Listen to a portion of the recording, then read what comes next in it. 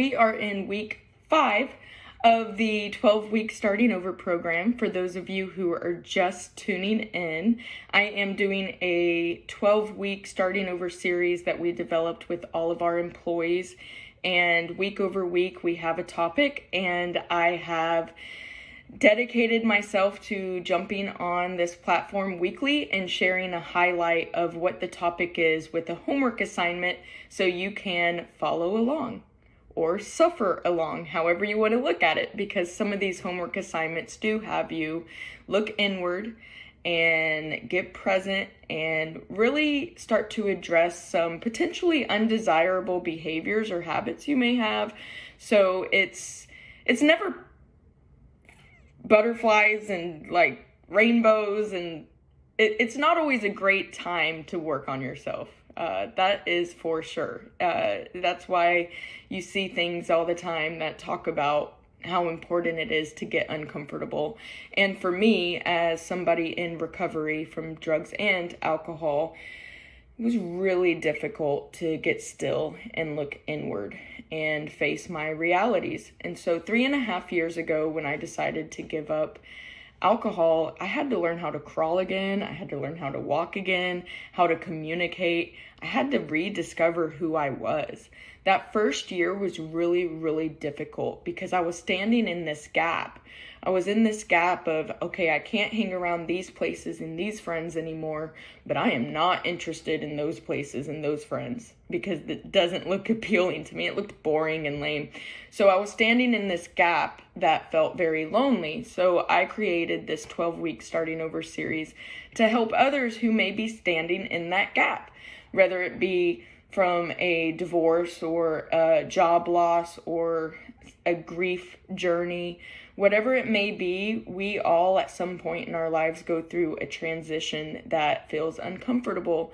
So my goal is to help others grow through their uncomfortable transition and evolve and see it as a really great thing that helped you get to the next level instead of doing what's really easy, and all of us can be guilty. I'm guilty of it. I won't group everyone into it. I'll say I'm guilty of it.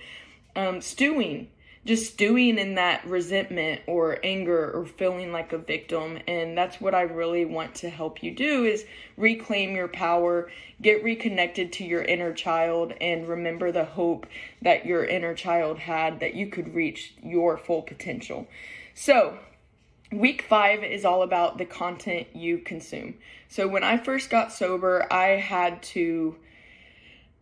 couldn't listen to just any music anymore.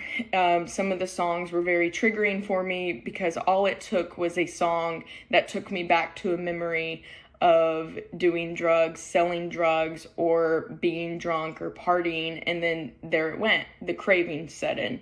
So I had no choice but to just shut out that music. And so I did something that a lot of you will really think is disgusting, because I know how many people hate Christmas music, but for me, Christmas music is very soothing and it reminds me of a safe time in my childhood. So I literally listened to Christmas music for, I don't know, I think it was like a year. I remember my employees laughing at me and being like in June, being like, "Are you listening to Christmas music?" And I'd be like, "Hey, mind your business." But yeah, I had to do that for a while. And then eventually I started listening to Christian music, which I thought I would never listen to because, again, I was standing in that gap where that stuff didn't seem appealing. It seemed boring and lame. But then I started to listen to Christian music because I knew that it was safe. I knew that it wouldn't talk about alcohol. I knew that it wouldn't talk about partying. And I knew there wouldn't be any negativity. So I started listening to Christian music. The Lauren Daigle album really changed my life. If I could credit like music changing my life, that album, her Look Up Child album, really changed my life. So the music. And then as the years went on, I'm 3.5 years sober.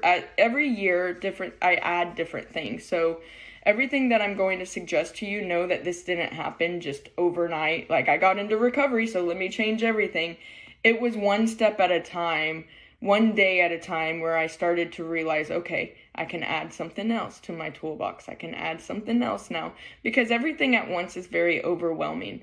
So the other things that I started to add was social media for sure. If anybody made me feel any type of way, whether it's them being negative, or maybe I was in a season where I was busy comparing myself to others and feeling like a failure, and somebody else's success was really making me feel insecure, whatever, unfollow, right? I tried really hard not to get into the should and shouldn'ts. Like, I didn't want to should myself, like I should be doing this, I shouldn't be doing that. And nobody has to know when you unfollow them. You're still their friends, right? So the other thing that I would do is get active with bringing good content into my feed. So in Instagram, I would go search hashtags and follow posts with those hashtags, whether it be hashtag recovery, hashtag sobriety. If you're on a weight loss journey and you need positive inspiration, follow some hashtags that have to do with weight loss, maybe hashtag Transformation Tuesday. So then you'll start seeing all those positive things in your newsfeed. It's really hard not to want to share passive aggressive memes whenever you're in pain or you feel like somebody's really hurt you, but it doesn't serve you. So it's, to me, and what's helped me on my journey is to focus on positive things instead of stewing in the negative. Just doesn't do anything. Like, for me, I would not listen to Adele songs all day long after a breakup. Like, that seems like torture. I'd rather listen to upbeat, independent woman type songs. But hey, if you want to feel it to heal it and sit and set yourself aside like an hour to just cry and listen to sad music, go for it. The other thing that I started doing was I download the Insight Timer.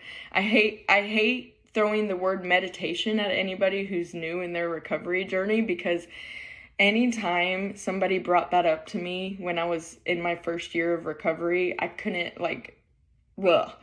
even think about meditating. Like, I couldn't sit still, much less meditate. But now, as I've got really good at being present, I do like to meditate. I shouldn't say I like it. I've become more comfortable with it.